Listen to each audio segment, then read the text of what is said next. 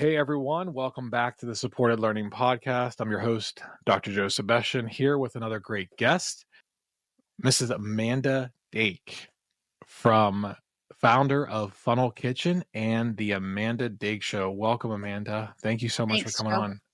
How Yep, are you? excited to be here. Good. Really good. Awesome. Awesome. Well, let me tee up this interview a little bit. You started your career as a public school teacher and I sure did. transitioned into the wonderful world of entrepreneurship, the online business world, after seeing the potential of marketing systems to create more freedom. As a single mom raising two sons, she built a successful business by solving her own problems, first by developing marketing systems that worked on her terms, and then teaching others to do the same. Her Funnel Kitchen brand reflects her passion for simplifying complex business models and turning them into something practical, repeatable, and nourishing, like a good meal, as you said. The is that a good enough intro there in terms Yeah, of that's what you? amazing. Well, I again, it's been a very Amanda Dake. I appreciate you coming on. I'm really excited to talk to you, get to kind of know you a little bit because we were connected from a mutual friend, and I kind of resonate with the journey because I'm still on it as well as an educator, still in the field, but also have an online business, I guess. First, like, what led you to get into education to start off with? Well, both my parents are teachers or Okay. were. They're retired now. Um, it was just back in the time that I was going through school and then decided to go, to college and major in education. That was kind of a really common path that people were taking. So this was back in the early 90s, the 1900s. Yeah. If some people can imagine that. But it was a pretty common path. And, I knew that I wanted to have a big impact on the world. And I loved helping others. And it was just a natural direction to take. Um, Funny thing is though, as I went through college, I changed my major a few times. College kids tend to do that. My son is a senior in college right now, and he's Oh, even wow. thinking about changing some things. But uh, I had 6 weeks left of my student teaching, and I was like, oh man, I don't know if I can do this. And I quit. I don't know if I've ever shared this story publicly. Okay. I quit 6 weeks with 6 weeks left of student teaching. That's it. That's all I had to do. And then I was graduated. And I don't know if it was just like, gosh, I'm about to be a grown up thrown out into the world of, Yeah. adult stuff, or I don't know what it was, but I took the rest of that 6 weeks and the rest of the summer and I went back and did it again and then ended up graduating in December instead of May. Okay. And from there, yeah, I went on and taught for 12 years. You started out in high school and then finished in private school for 1 year. No, 3 years. Sorry, finished in private school for 3 years and teaching seventh grade. Yeah, So middle school. I taught everything from junior college to seventh grade, and I loved seventh graders. If you can believe that, not many people do. I actually started as an eighth grade social studies teacher and then went up to high school and before I made the transition to administration. But Yeah, yeah, middle school is a beast into its own. Absolutely. You either love it or you don't, I basically. liked it because they were still afraid of me to a Hmm. point.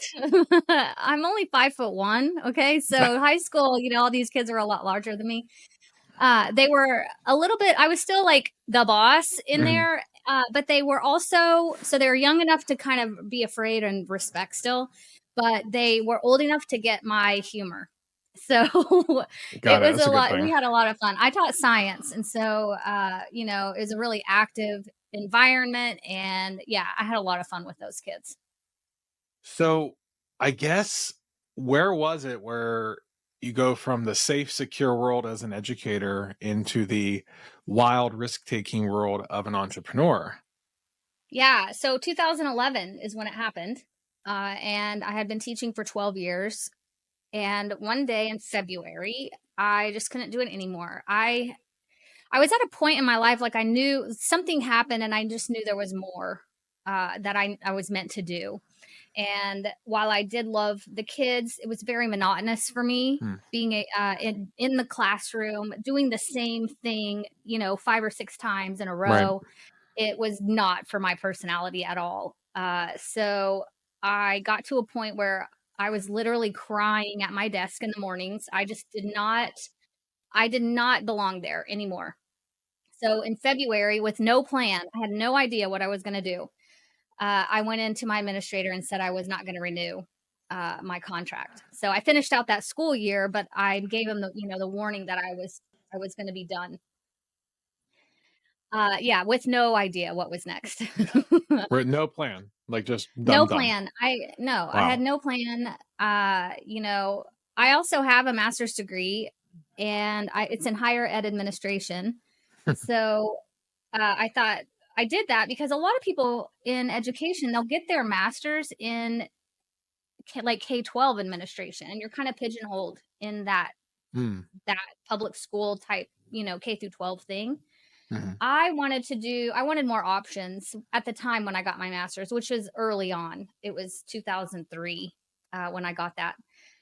So I thought, I'll try higher ed administration so that way I can move up and go, work at the university level or something like that. If I wanted to be like a dean, or I was always loved the thought of being an advisor for Right. kids. So that's what my master's was in, but I'm also a certified K through 12 administrator for public school. But I just never chose to go that route. And so in 2011, instead of like pursuing a higher position, curriculum director or something like that, I decided to just totally throw a wrench in the whole thing and do something else. So I didn't know what that was going to be. Once I declared that I was going to move on and do something else, then some doors started opening that I had not seen before. So K-12 was a pioneer in online education, and they needed curriculum developers. And so somehow, like, I got into that world of helping write curriculum for online education. And that was my first step out of the classroom, but I was still kind of in the education space. And I was more independent. I could work from home or anywhere. And I had, my 2 sons were young at the time, and I had just more flexibility to be with them, and I really enjoyed that. So it was kind of a stepping stone of stayed kind of familiar, and gave me a little more freedom and less monotony, and allowed me to explore what else I was going to do uh, beyond that.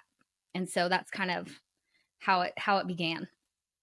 So you've obviously, after education, you've worked in some tech and some business, but like what is like the through line that connects it all that you've seen as you obviously entered being an entrepreneur and Well, for different than me, education?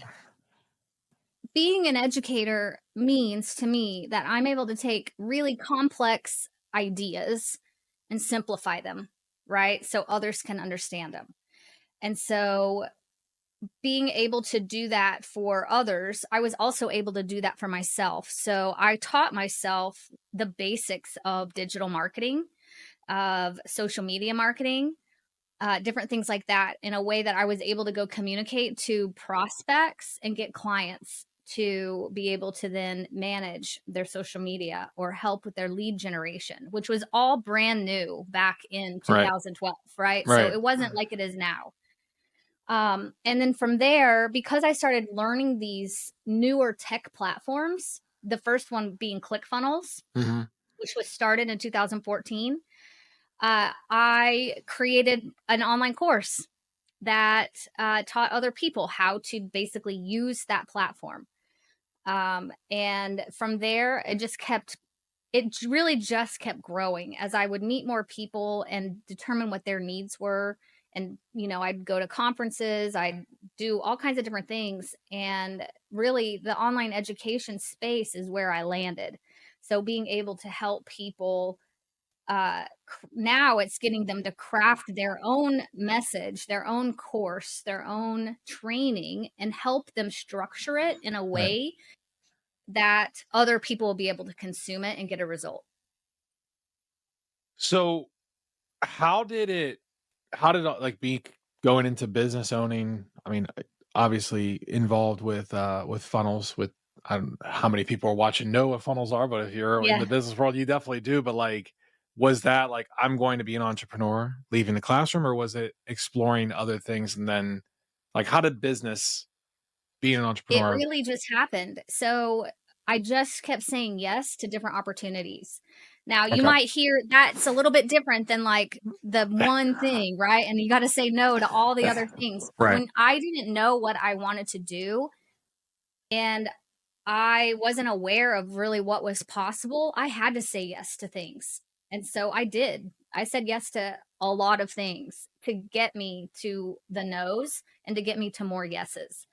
So that was instead of just stepping out and being timid and fearful, I stepped out bold and just started putting myself out there on social media, having conversations with people, really trying to understand what was possible for someone like me Right. that had no tech background, no business ownership background, no, anything like that. But I just had to get out there and try a lot of different things. I can't even imagine what that was like because it's, as I'm sure you know now, searching any of that stuff, you on social media, you are bombarded with there's so many different courses, so many different ads, so many different opportunities. I imagine with it starting out back when you did, there probably wasn't much to Mhm. anchor off of.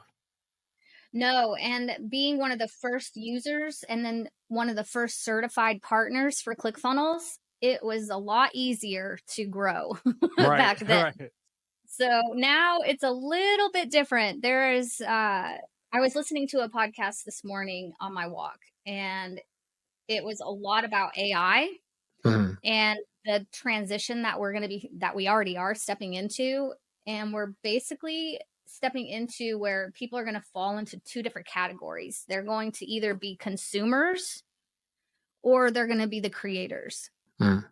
And the difference is the creator is going to have to turn off every other distraction and stay very focused, whereas everyone else is just going to keep consuming everything. AI, even Chat GPT, you can get stuck in there forever, searching things and getting all these ideas, but the majority of people aren't going to move forward with those ideas. They're not going to create anything. They're just going to keep consuming.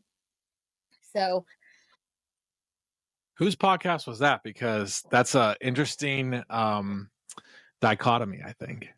yeah, so it's Lewis Howe's Mm, podcast, and he had one of my favorite entrepreneurs on the show, and it's Daniel Priestley. okay. Yeah, he wrote the book Oversubscribed. He also wrote Key Person of Influence. He has the Score app. He just acquired Ryan Levesque's uh, Bucket IO, I think, the quiz software. So, but he's one of my favorites, and he's so smart. So I enjoyed listening to that, but it was a lot about AI and the changes that like it's happening faster. We thought, the social media like thing, if you think about that, that started back in 2007-ish, social Mhm. media did, and we're still like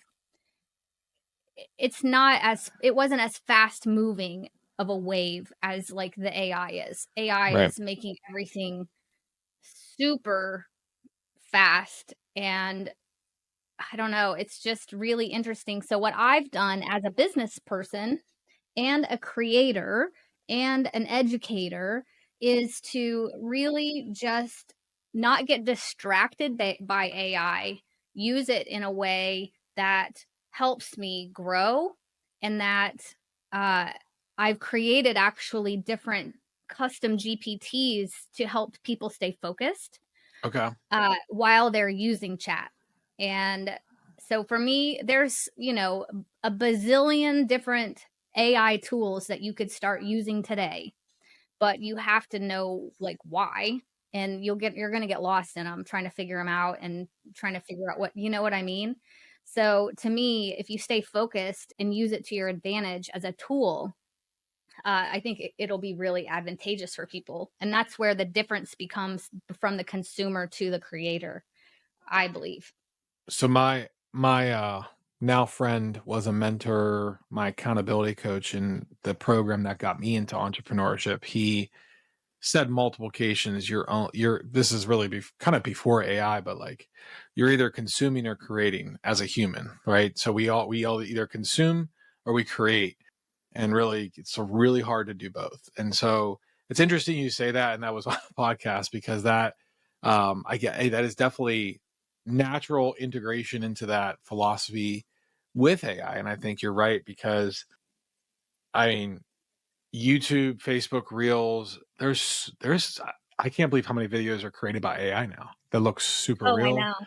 like Yeah. terrible tragedies and things like that are just like, this Awful. this did not happen.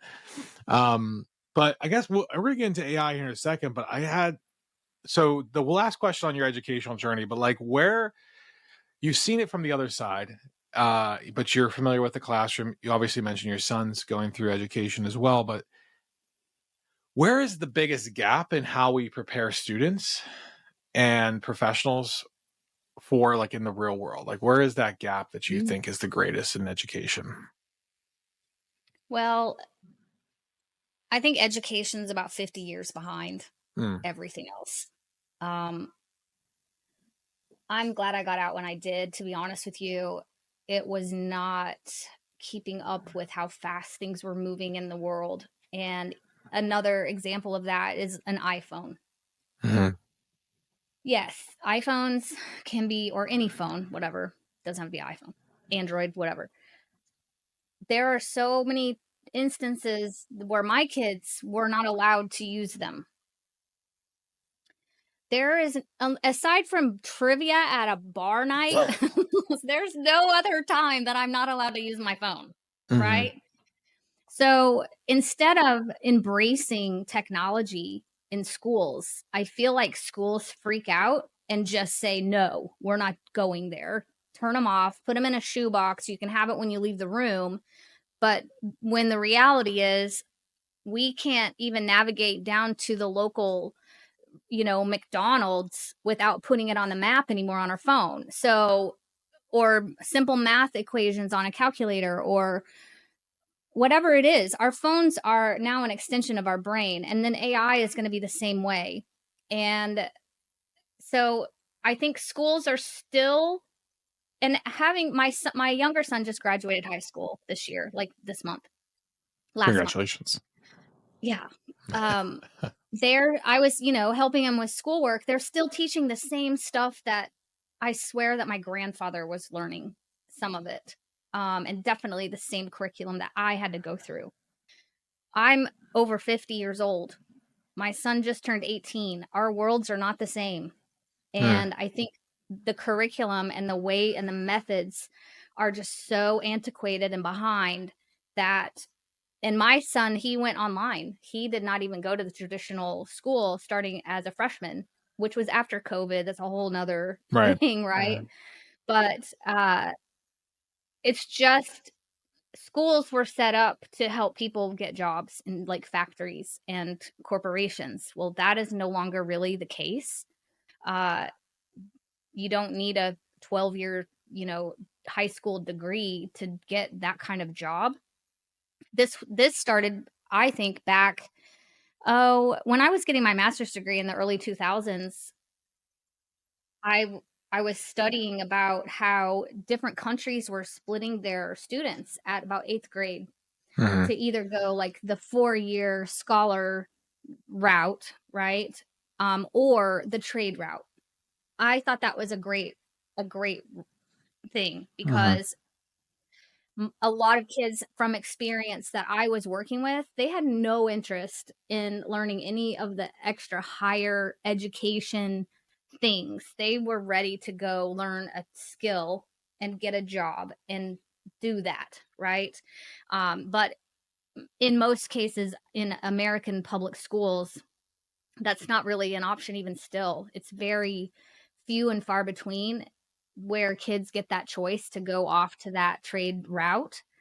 Um, and those are jobs that will not be taken over by AI or robots, most likely, right? And so those are things that we actually need to be pushing our youth to do. And I think, so to sum it up, I think public education is way behind on all kinds of things. Yeah.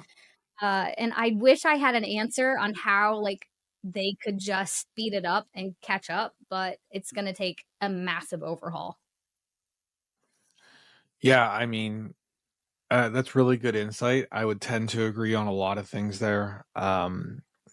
And I do kind of see it as a failure of um, not only just states, obviously the federal government, because we don't have a national curriculum, right? And has been resisted, and so it's really hard to get 53 independent states and to move as one, let alone even within the states that have all kinds of Yeah. different.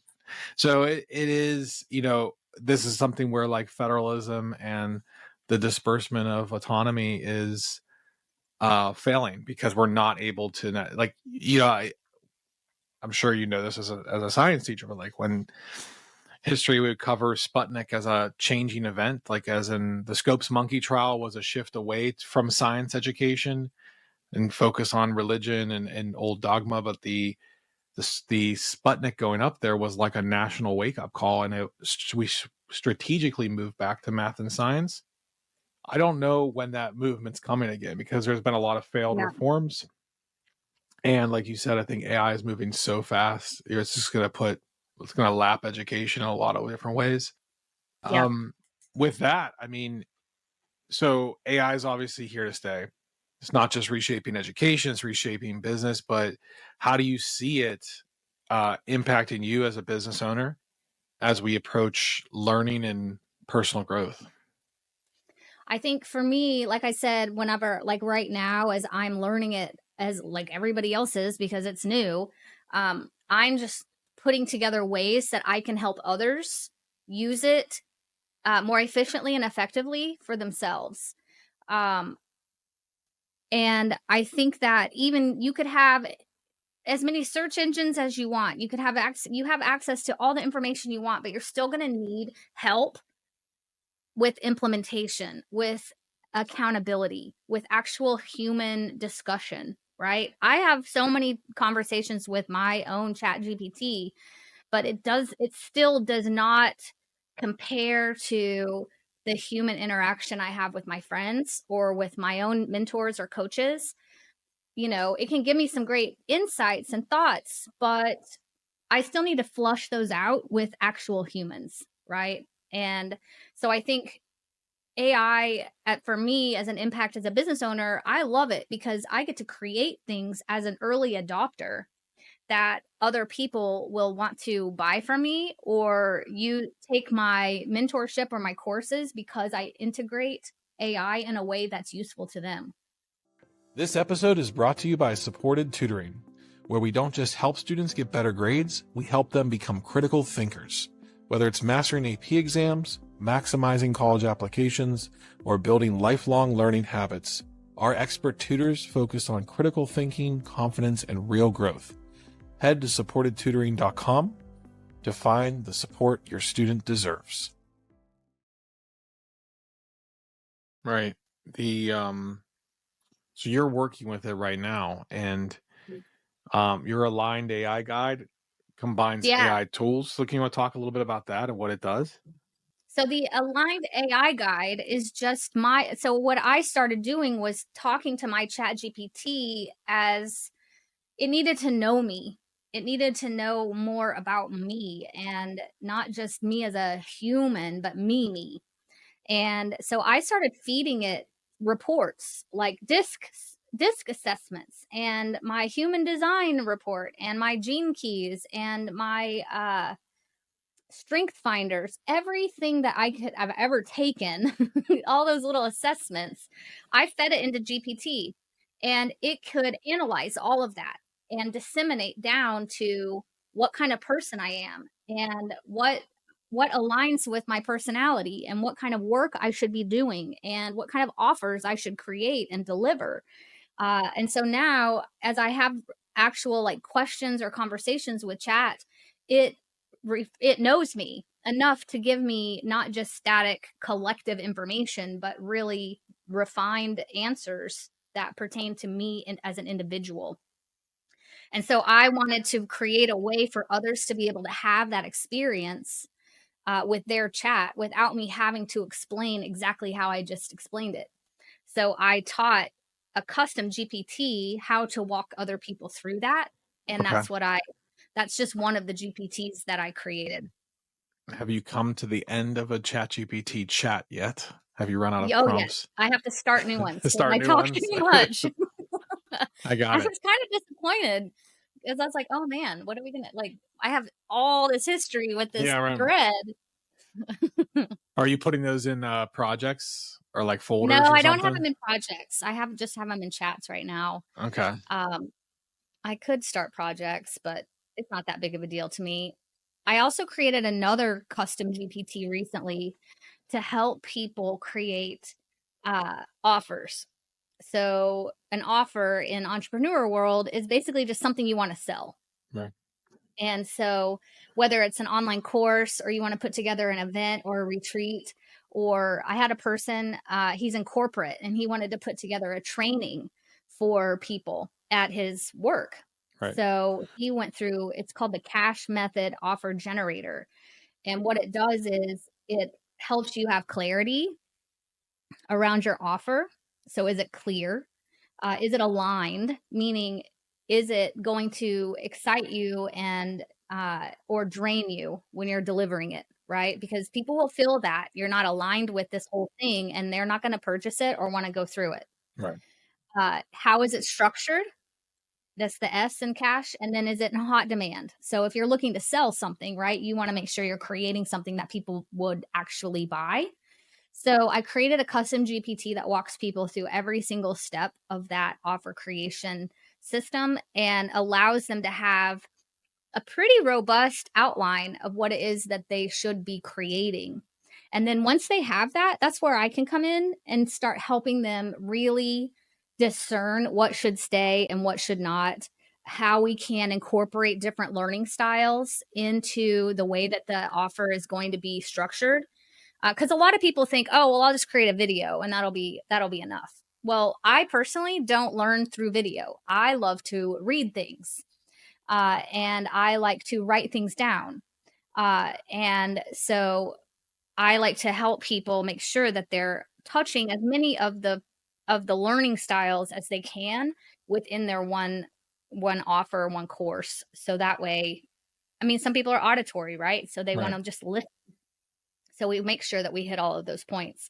That's something that AI really can't do right now is tell you exactly I guess it could if you wanted to spend the time to ask it the right questions and say, "How can I deliver this in a way that, works?" But it's so much easier to work with an expert that has been there, done that, and can help you get from point A to point B much faster than just trying to type it out with chat. That's very interesting. The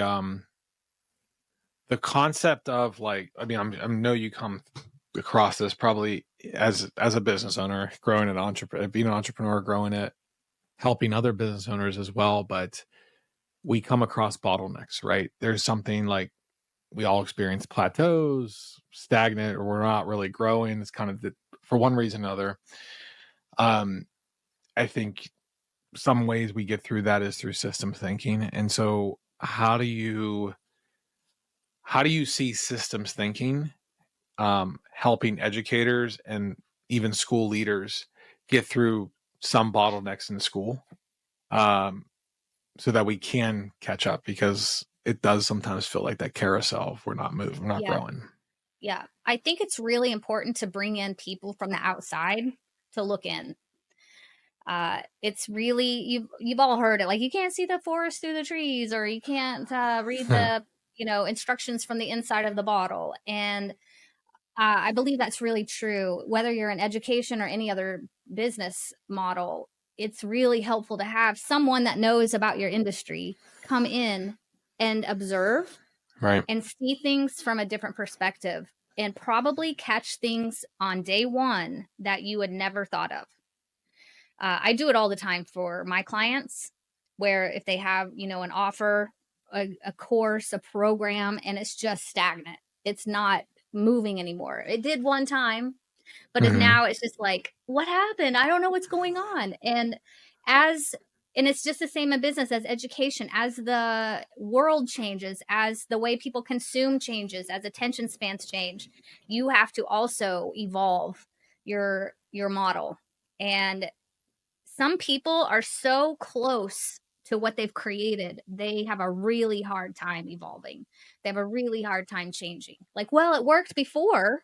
Like, we're just going to force it to work now. And unfortunately, that doesn't work. So having someone or a team of people, right, come in and observe really what's going on and give those suggestions, I think would be a really great first step for uh, an organization that feels stuck or feels like there's a bottleneck. Someone that's not so close to the people, close to the organization, so they can give, really uh, unbiased feedback. This is the way we've always done it. So why do we need to change? Kind of Yeah. thing. The Yeah. the interesting thing about so like in our doctoral program, one of the first quotes that kind of stuck out to me that I actually have still in my office is every system is designed to get the results it gets perfectly. So every system is perfectly designed to get those results. So I think in a lot of ways we fail to look at systems, especially in schools.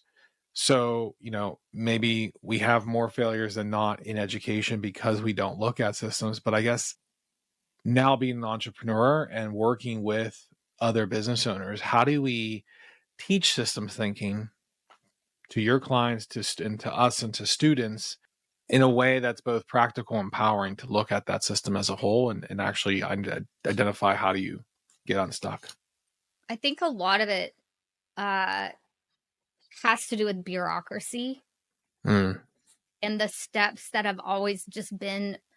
There's talk about bottlenecks. Like, think about if you want to go on a field trip with your kids, all the steps required to get approval to do this thing that's going to be amazing for everyone involved. And it doesn't even have to be going off site. It could be, I mean, just think about the steps that it takes to do anything. You have forms to fill out, and they have 4 carbon copy colors, and the pink one goes here, and the yellow one goes here, and whatever, right? So I think the bureaucracy in place puts it to where the actual people that are responsible for creating the lessons and disseminating the information to the young people, they are not trusted to do so. hmm. They aren't trusted to do something off the scale or different, right? And if they do want to do something different, they've got to get approval to do it. So I think there needs to be a little more trust, and if that means having to raise salaries, which is a big deal, and higher caliber people to do those jobs in order so you can trust them, uh, I think those are some big things. So, but systems, I think, are bottlenecked by just the way they've been created and put into place in a bureaucratic nature. Do you think there's like a sacred cow in, well, I'll give you a chance to answer both, but do you think there's a sacred cow in traditional education and entrepreneurship that needs to be challenged? What do you mean by sacred cow? Something that we kind of accept as a reality and aren't going to push on, like something that's maybe perceived as untouchable. I think it's probably, I mean, you've mentioned a couple things in education. I don't know if you want to get specific, but I mean, your perspective as an entrepreneur for so long, I assume there's some things that we potentially don't shake up. Yeah, I don't know. Entrepreneurship is all about shaking things up and doing things a different way, right? That's Mm, kind of, I don't know if that's that would be like a definition of it. But yeah, you don't keep doing the same thing over and over. You have to, and it changes so fast that you have to be able to be flexible and go with it. And I think that's one place where schools haven't caught up, is they're pretty rigid and they haven't changed the way that they do things very often. And if they do change, it's a long process because there's boards, and then there's school board, like state boards, and then there was, the federal stuff, Right. and I don't know where that all stands right now, but I don't think anyone does right so now. I don't know if there's in entrepreneurship. I just think people just jump in and they see a problem and they give a solution. That's the nature of entrepreneurship. And then in the schools, I just feel like it's still pretty antiquated, as like, well, you got to go through 12 years and then you can decide what you're going to do forever. Mm, It's just different. It's not about problem solving or evolving. It's just about, well, tick that box off. First grade done. Second grade checked off. You know what I mean? It's just check, right. check, check. 12 years of it, and then good luck, whatever's next. Are you okay? So, are you only work with experienced business owners, or do you work with new business owners, like new I work entrepreneurs? primarily with experienced Okay, businesses. I have worked with new ones before, and it was, I'll call it my tugboat era, because I was just this tugboat of just having to drag people across the finish line if we ever got that far. Now I'm in my lighthouse era of, here's the beacon and I'll show you the way, but you've got to steer your ship. got it. The probably there's a lot of more belief breaking when you're starting with new business owners, There's a lot of belief breaking, and there's a huge learning curve, right? right? There's a whole nother vocabulary and a whole nother way of life that you have to get into. And some people are all in it and ready, and a lot of others get in and their fear takes over and they don't move forward. You've talked a lot about breaking the time for money cycle, Mhm. and so much of us are trading that time for money, and I think that's we just are so programmed to that's just how we should do. And Yeah. I'm not even in a job as people as passionate as people can get with teaching, you're still trading time for money. But like, what would that look like in education or student success to break the time for money cycle? As an educator, I really don't know how you would get out of that, other than in a way that, even so, Epic is the public school that's online here in Oklahoma. It's the largest high school in the state. It's got the largest enrollment. I think almost 20,000 students are enrolled in the high school. They have done it in a way that, I guess, as an educator, you can they still have it structured very similar to a public school, though, because each teacher is assigned a certain number of students. When we break the time for money trap outside of education, like in your own world, you can do that in different ways through leveraged offers that you create once, and you can just sell over and over to Mhm. a million people if you wanted, and it would still wouldn't like take more of your time. You already did it. And then one to many type offers, right? So like you can do things in a group setting. So it's still kind of trading time for money because you have to be somewhere at a certain time in a certain place, but you can help multiple more people at one time rather than just one on one.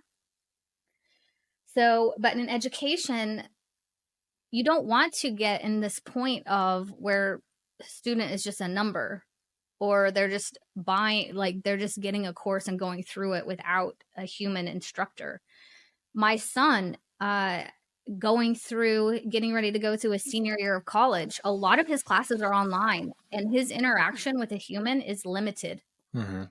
So I don't believe that's the way to go. Honestly, he's not learning anything really.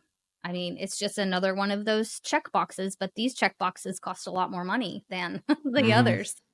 Uh, so when it comes to trading time for money, as an educator, I don't really see a way out of it unless you created a side thing that you could sell. Like, have you seen oh, what is it? Teachers for Teachers or something Hmm. like it's an online store basically of assets and worksheets and lessons. That's a way that teachers have figured out how to break that time for money thing or Hmm. make themselves a way to earn more money without having to work nights or weekends or whatever. But when it comes to like the main duty of their job, I think that you are to be effective as that teacher, as that leader, you have to be there with your people one on one or one to 35 or 1 to 25, however that is. So there's still a need for human interaction, but probably not applying traditional think to the way we learn online. Yeah. I think learning online, we learned this through COVID. You know, the kids were forced to go online without having any online experience and the teachers didn't have any online experience either. I don't think it was that successful Hmm. personally as a mom being home with kids during COVID, even as an online entrepreneur. It just didn't work. It just wasn't the same, you know? But at the same time, if we look at the other side of the coin, it also doesn't take 6 or 7 hours a day to go through the amount of curriculum that they need to get through in a day. So I think a big part of the in-person school experience is the socialization and the human interaction rather Right. than just learning all the time, like actual curriculum learning. Right. What does success look like to you when working with a learner, whether it's a student, educator, or entrepreneur, even a business owner of a long time? Is what does success look like? For the people I work with, success is different based on what their goals are. So I don't define what success looks like for them, they do. And then Okay. I like to help them achieve it. So it's and I've learned that over time. So I'll give you the list of deliverables and what I would like to see happen if you go through something that I'm taking you through. But some people, I've worked with so many people that get started, say creating an online program or online course, and online, you know, you're sold like, oh, it's so easy. You just do this, this, and this, and you start making $1 million. Just put it on the internet, and then Right. people will buy it. But once people start getting in there and seeing the truth of it and how much work it really does take, they quit. And that's not a bad thing. That was success for them. They got in, they learned it wasn't for them, and now they're going to go try something new, Right. something different. And so to me, that isn't a failure. That's just them learning, and that's a success. Some people, success is I want to launch my thing in 90 days. Okay, let's do it. So I think success is dependent upon the person, honestly. It's not on what I think that what they need. Got it. I like that a lot. I think that brings like, personalization is probably where we're failing in education the most because you're you're one teacher, you have a classroom full of kids and you have to teach a certain way. Now there's accommodations, there's differentiation, there's scaffolding, all those things.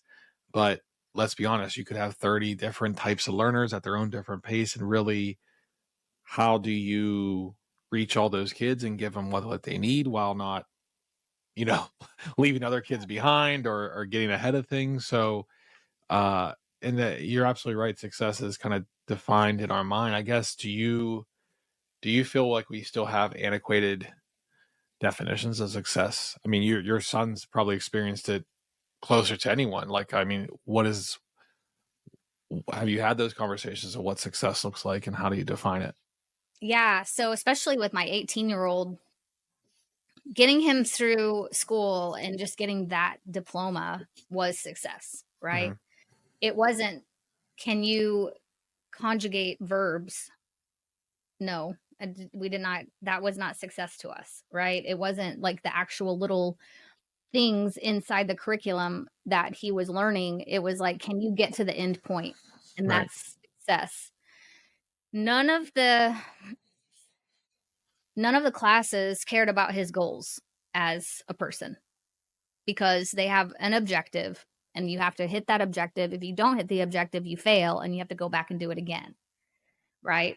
Although, does he need to understand how to uh, analyze what books have they read? Like, I don't even remember what he Pride and Prejudice.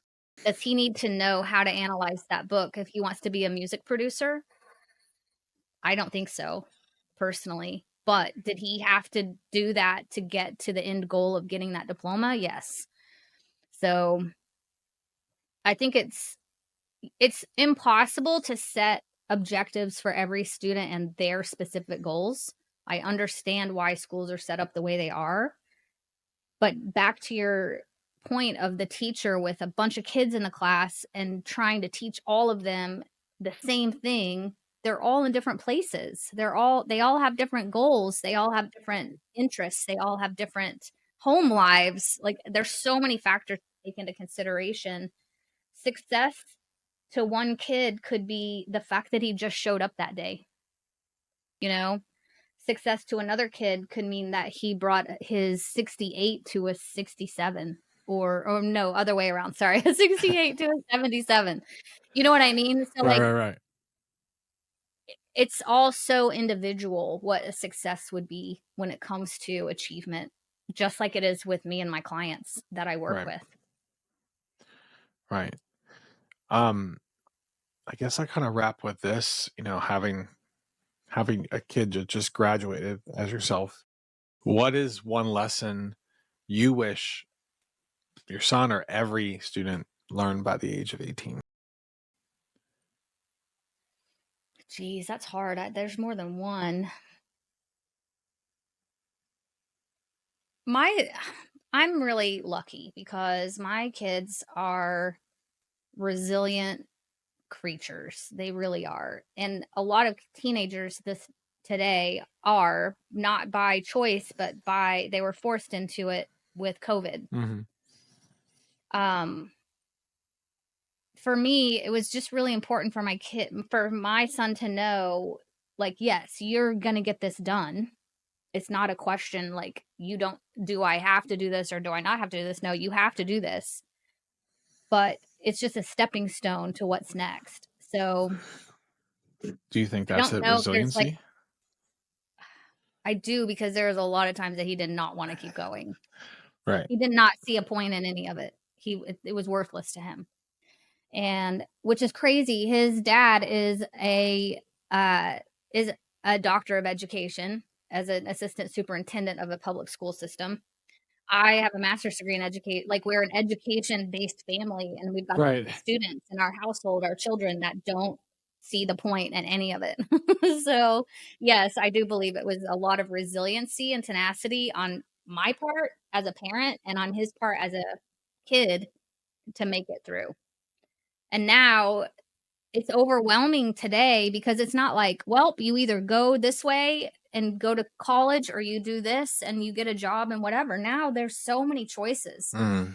You open a TikTok shop or you just start becoming you're a creator on YouTube now, or you do this or you do that. Like, there's so many things that they have these opportunities now. I don't know. So now he's just kind of sitting back and thinking about what he wants to do. And the cool part is, it's not like whenever I was going through or our parents were going through, where it's like you pick the thing and you're on that path for 30 years or 35 and then you're done. Like, you don't change. Now you can do something for a couple years, decide that's not for you, and move on.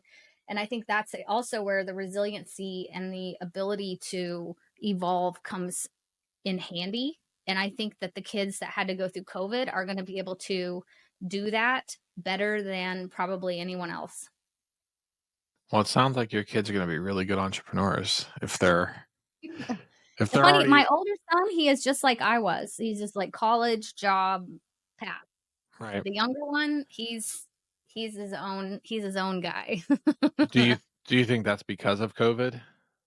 No, he's always like he's He's always just been always that been like way. that. Yeah. That's not a bad thing.